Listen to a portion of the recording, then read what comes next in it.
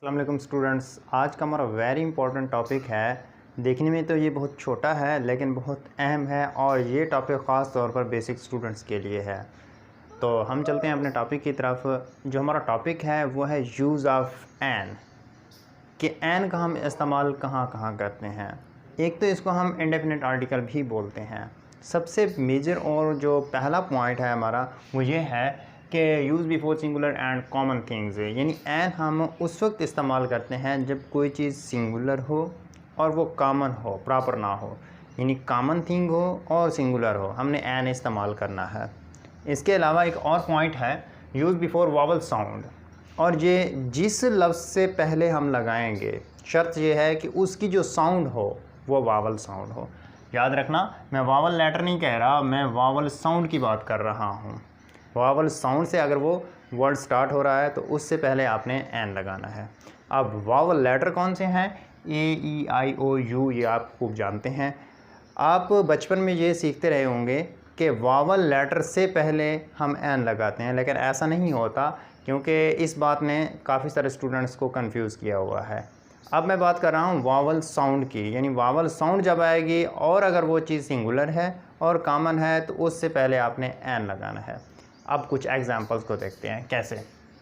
अब जैसे है यूनिफॉर्म। अब देखने में यूनिफॉर्म बज़ाहिर यू से स्टार्ट हुआ है, लेकिन इससे पहले हम एन नहीं लगा सकते, एन यूनिफॉर्म नहीं बनाते। रीज़न क्या है? आप थोड़ा सा इस पे ध्यान दें, गौर करें। जब हम यूनिफॉर्म लिखते हैं तो उसके जो साउंड पैदा होती है वो यू की साउंड पैदा हो रही है,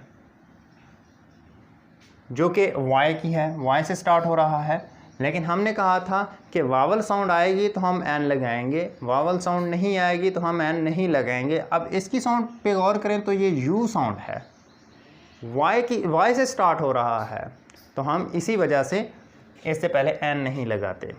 एक और एग्जांपल को देखें, MSC। अब ये देखने में एक कंसोनेंट है, हमने कहा था वावल साउंड, लेटर कंसोनेंट है लेकिन साउंड वावल है। कैसे? अब जब हम MSC लिखते हैं तो देखें, एम जब लिखते हैं दरअसल इसकी साउंड इस तरह पैदा होती है, जो कि एक हेल्पिंग वर्ब भी है। एम की साउंड है। अब इस साउंड को वावल साउंड कहा जाता है, तो इसी वजह से हमने इससे पहले एन लगाया। N, MSC, N, M A. एक और एग्जांपल को देखें, अनेस्ट या अनेस्टी वर्ड एक होता है। अब ये देखने में तो एच से स्टार्ट हो रहा है, लेकिन एच इसमें साइलेंट है, हम इसकी साउंड ओ से स्टार्ट कर रहे हैं, अनेस्ट, यानी इस तरह हम इसकी साउंड पैदा करते हैं। तो इस साउंड की वजह से इससे पहले हम एन लगाएंगे, एन, अनेस्ट, यानी वावल साउंड इसने पैदा कर ली है। वावल साउंड को देखना है, वावल लेटर नहीं देखना। चाहे लेटर कंसोनेंट हो, वावल लेटर हो, लेटर जो भी हो, अगर उसकी साउंड वावल निकल रही है तो आपने उससे पहले एन लगाना है। लेकिन ये भी साथ देखना है कि वो चीज़ सिंगुलर हो और कॉमन हो। एक और एग्जांपल देखते हैं, यूनिवर्सिटी। अब यूनिवर्सिटी पे थोड़ा सा गौर करें, ये देखने में तो वावल लेटर है, यू से स्टार्ट हो रहा है, लेकिन इसकी साउंड वावल साउंड नहीं है। साउंड कैसे है? कंसोनेंट साउंड ये दे रहा है, यानी वाई से ये अपनी साउंड स्टार्ट कर रहा है, तो इससे पहले हम एन नहीं लगाएंगे, एन यूनिवर्सिटी नहीं होगा। और एग्जांपल एप्पल, एन एप्पल, ये वावल साउंड है तो इससे पहले हम एन लगाएंगे। इसके बाद कुछ और एग्जांपल हैं, ऑर्गेनाइजेशन।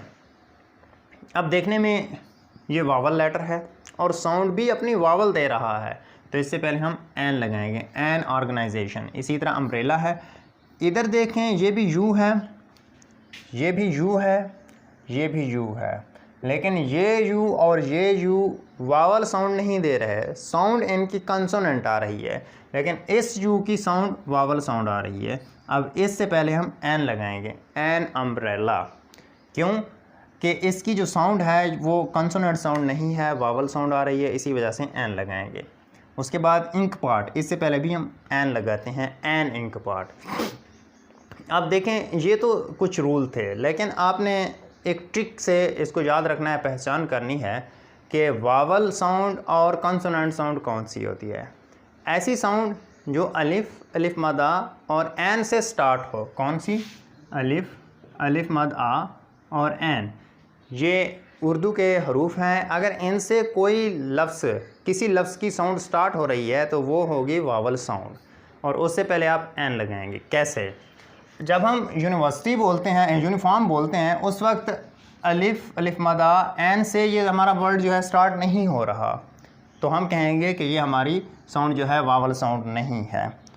MSc, जब हम MSc बोलते हैं तो वो इस तरह लिखा जाता है। अब देखें अलिफ से स्टार्ट हो गई है हमारी साउंड, तो ये वावल साउंड हो गई। इसी तरह ऑनेस्ट, इसको देखें तो वो भी अलिफ से स्टार्ट हो रहा है। अलिफ मदा या एन से हमारी साउंड स्टार्ट हो तो वो वावल साउंड होती है, उससे पहले हम एन लगाते हैं, ये एक ट्रिक है। उसके बाद यूनिवर्सिटी, जब हम यूनिवर्सिटी देखते हैं तो ये से स्टार्ट होता है, ना कि अलिफ मदा एन इन से स्टार्ट नहीं हो रहा, इसी वजह से हम इससे पहले एन नहीं लगाएंगे। एप्पल है तो इसको देखें, ये भी अलिफ से स्टार्ट होता है, तो ये वावल साउंड हो गई। इसी तरह ऑर्गेनाइजेशन, अलिफ मदा एन इनमें से किसी एक से स्टार्ट हो रहा है। इसी तरह अम्ब्रेला और इंक पार्ट, ये सभी वर्ड्स वो वाले अल्फाज हैं, वो वर्ड्स हैं जो अलिफ मदा या एन की साउंड से शुरू हो रहे हैं, इसी वजह से एन से पहले हम एन लगाएंगे। अगर ये वर्ड प्लूरल में हों लेकिन स्टार्ट वावल से हो रहे हों, वावल साउंड से हों, तो फिर भी हम एन नहीं लगाएंगे। एन की क्या कंडीशन है? कंडीशन ये है, पहली बात वो सिंगुलर हो और कॉमन हो, दूसरी बात वो वावल साउंड से स्टार्ट हो रहा हो, वावल लेटर नहीं, वावल साउंड से स्टार्ट हो रहा हो, तो उससे पहले हम एन लगाते हैं। तो मैं उम्मीद करता हूं कि आज का लेक्चर आपके लिए बहुत ही हेल्पफुल होगा। अगर आप मेरे मज़ीद वीडियो लेक्चर देखना चाहते हैं तो इस यूट्यूब चैनल को जल्दी से सब्सक्राइब कर लें और इस वीडियो को लाइक कर दें। तो मिलते हैं नई वीडियो के साथ। Thank you so much. अल्लाह हाफिज़।